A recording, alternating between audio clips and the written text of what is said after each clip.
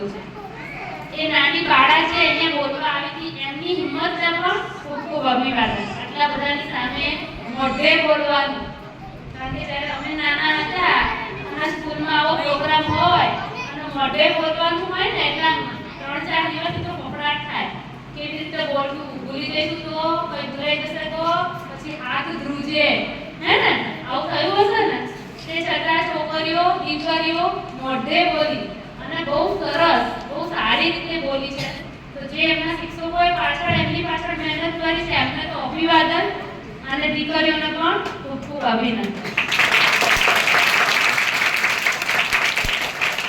પછી આજના કાર્યક્રમ ઉપર આવીએ તો આપણો શાળા પ્રવેશોત્સવ અને આંગણવાડી પ્રવેશોત્સવ. એમ તો સ્કૂલે આવવાનું ચાલુ થઈ ગયું છે. 4મી તારીખ કે 6મી તારીખ? કઈ તારીખથી આવ્યા? 8 તારીખ. 8 તારીખથી તો સ્કૂલે આવી ગયા. પણ આજે શું કર્યું છે? અમે બધા વેલકમ કરવા આવ્યા. જો કે સ્પેશિયલ તો તમે બધા, હે ને? કે અમે બધા સ્પેશિયલ આવ્યા. ચલો તમે સ્કૂલે આવો, ભણો, ખૂબ મન દઈને ભણો અને આગળ વધો. એના માટે આજે બધા તમને વેલકમ કરવા આવ્યા કે હવે રોજ જ સ્કૂલ આવો. પછી અમુક લોકો તો પેટમાં દુખે છે, નથી આવવું, મામાના ઘરે જવું છે, નથી આવવું, ખેતરે જવું છે, નથી આવવું, એવું કરશે? કરવાના છો કે નથી કરવાના? સ્કૂલે આવવાનું છે રોજ જ? આવે છે? કોણ આવે છે? બધા જ પાક્કું રોજ જ આવશો ને? હા, એટલે આગળવાળા નથી આવતું. એમને હાઈસ્કૂલમાં જવું છે. હા, પણ હાઈસ્કૂલમાં સ્કૂલે તો જવું જ પડશે ને, થોડી ચાલશે. ચલો, ખૂબ સરસ.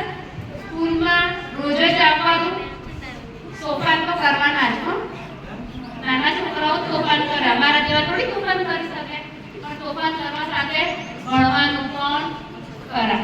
મેડમ કે સાહેબ જ્યારે ભણાવતા હોય ત્યારે તોફાન કરવાના નહીં. ત્યારે શું કરી લેવાનું? ભણી લેવાનું. બરાબર છે? અહીંયાથી જે પણ શિક્ષણ આપે છે, હજી તમે નાના છો, નહીં સમજાય કે તમારા ભવિષ્ય માટે કેટલું જરૂરી છે. પણ અત્યારે મન દઈને ભણશો ને તો મોટા થઈને ખૂબ પ્રાઉડ થશે પોતાના ઉપર. કારણ કે અમે બી તમારી જેમ આવા નાના બેઠેલા છીએ, ખૂબ મહેનત આવી એમને સાંભળેલા છીએ. પણ અમે જ્યારે ભણીને પરીક્ષા પાસ કરીને આ સ્ટેજ પર આવ્યા છીએ તો અમે તમને બોલી શકીએ છીએ. તો તમે પણ એવી રીતે ભણો અને એવું ભણો કે એક સમયે અહીંયા તમે ગેસ્ટ બની જાઓ, હે ને? એટલું ભણવાનું છે આપણે. અને એવું નથી કે કોઈ એક જ છે, કોઈને ગણિત ના આવડતું હોય તો પછી હવે ભણવામાં નબળું છે, એવું ના હોય. કારણ કે બહુ બધી જગ્યા છે, બહુ બધી આપણી જોડે ફિલ્ડ છે, ગણિતની, વિજ્ઞાનની, સામાજિક વિજ્ઞાનની, ચિત્રની પણ. જેને ચિત્ર સારું આવડતું હોય એની ચિત્રની બી ફિલ્ડ છે.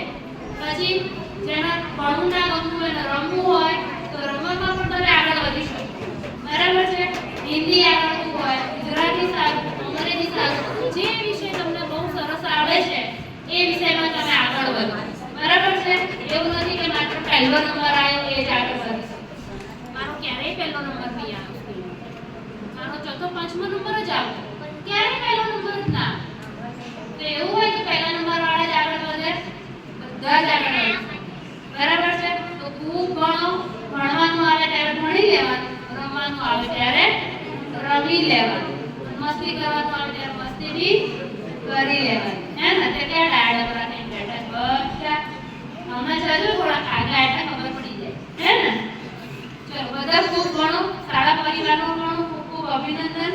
એ લોકોએ સારી મહેનત કરી છે. બાળકોની દેખાઈ આવે છે બાળકો ઉપર મહેનત. હજી પણ આનાથી વધારે સારી મહેનત કરો. બાળકો હજી જે 8-10 લોકો મેરિટમાં ગયા છે એ વધારેમાં વધારે લોકો મેરિટ પાસ કરે અને બાળકોનું ઉજ્જવળ ભવિષ્ય તમારા હાથમાં. તમે અભિનંદન. તમને આ મહેનત વગર હજી વધારે મહેનત કરો તેવી શુભેચ્છા. Thank you.